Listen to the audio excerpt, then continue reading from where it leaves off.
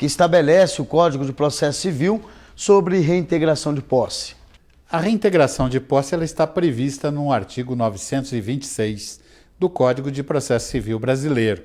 E ali várias regras são tratadas sobre como afastar a indevida invasão de uma propriedade.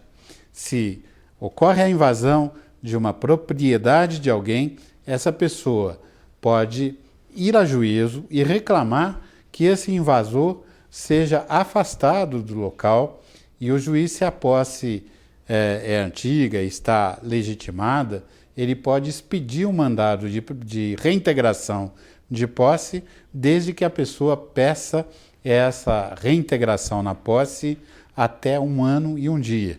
Se for nesse prazo, a pessoa tem direito a ser reintegrada liminarmente na posse. O que prevê o projeto de lei do Senado número 64 de 2005? O projeto de lei 64 do Senado, ele previa que o juiz, antes de deferir a medida liminar de reintegração de posse, ele deveria realizar uma inspeção pessoal na área em litígio. Isso se deve a um ditame constitucional que cria a justiça agrária no país, ou seja, para evitar confrontos, como nós já vivemos em Eldorado de Carajás e outras áreas. Então, o juiz teria, por esse projeto de lei, a obrigação de ir pessoalmente e tentar pacificar a situação, evitando um clima de guerra, muitas vezes no cumprimento de um mandado de reintegração de posse. Dr. Nelson, como se dá a reintegração de posse? A reintegração de posse, ela deve se dar sempre de modo ordeiro e pacífico. Quando alguém reclama que a sua propriedade foi indevidamente invadida, o juiz vai expedir um mandado de reintegração de posse. Um oficial de justiça vai até o local para devolver aquela propriedade àquele que é o autor da ação. E normalmente deve fazer isso pacificamente. A parte que recebe uma ordem judicial deverá cumprir essa ordem judicial. E ele vai fazer uma primeira visita pedindo à pessoa que desocupe o local. Se a pessoa tiver um motivo para não cumprir a ordem, por exemplo, é uma ação que envolve outras pessoas que não aquela que está sendo desalojada, e ela tem um direito que pode opor ao autor e ao réu da ação, ela tem aquela posse por um outro título, ou tem lá um outro documento que a legitime, ela vai, através da Defensoria Pública ou através de advogado constituído, pedir que aquela reintegração seja paralisada. O oficial de justiça, quando chega à localidade, se a pessoa não está de acordo em desocupar, ele vai lavrar um auto de resistência e numa segunda visita ele vai comparecer acompanhado de força policial. Isso é o que acontece em regra. Quem tem direito a reivindicar? A reivindicatória é uma ação que o direito brasileiro reconhece àquele que é proprietário. Mas quem é o proprietário? Proprietário é aquele que registra o seu documento perante o cartório de registro de imóveis. E aqui no Brasil está difundido entre nós o costume do contrato de gaveta. Às vezes o contrato nem vai para a gaveta, às vezes é um pedaço de papel, um recibo. Então eu queria apelar aos nossos telespectadores que quando vão comprar uma propriedade, procurem a Defensoria, ou procurem o Ministério Público, ou um advogado constituído, para terem orientação legal. Quais são os requisitos para mover uma ação de reintegração de posse?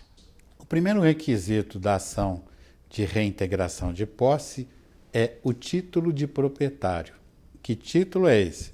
É a escritura de venda e compra, não é? Devidamente registrada perante o cartório do registro de imóveis.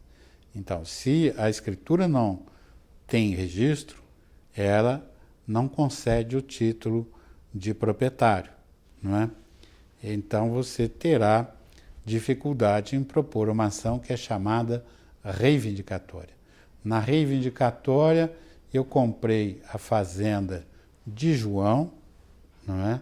João era possuidor e ele, ao invés de me entregar a propriedade, ficou lá sentado dentro da casa, recebeu o dinheiro e não quer sair, não é?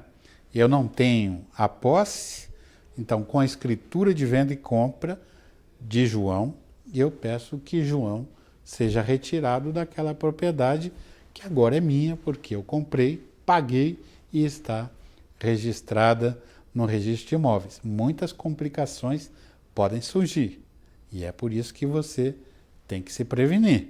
A pessoa tem escritura de compra e venda, mas não tem o registro. Pode mover ação reivindicatória? Ele pode mover uma ação, se for contra terceiro, possessória. Pode até propor uma ação que é chamada de imissão na posse. Eu lavrei a escritura, ainda não registrei, mas o proprietário não me entregou o objeto da venda e compra. Não? Então existe uma ação que é chamada de imissão na posse, aonde o comprador pede que o proprietário anterior lhe entregue o imóvel.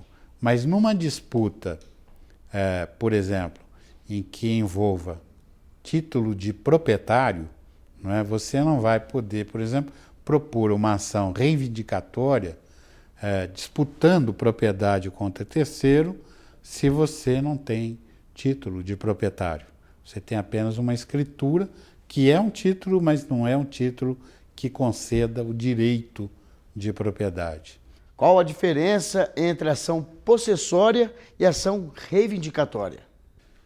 A ação possessória é aquela que é manejada por um possuidor, aquele que tem a posse contínua, ininterrupta de uma determinada área ou de um determinado imóvel. Ele pode, sempre que for perturbado na sua posse, reclamar em juízo que essa posse seja restaurada. Na reivindicatória, é aquele que tem a escritura de venda e compra devidamente registrada e alguém está perturbando a sua propriedade, perturbando a sua posse, e ele vem em juízo reclamar que aquele invasor ou que aquele que perturba a sua propriedade seja afastado.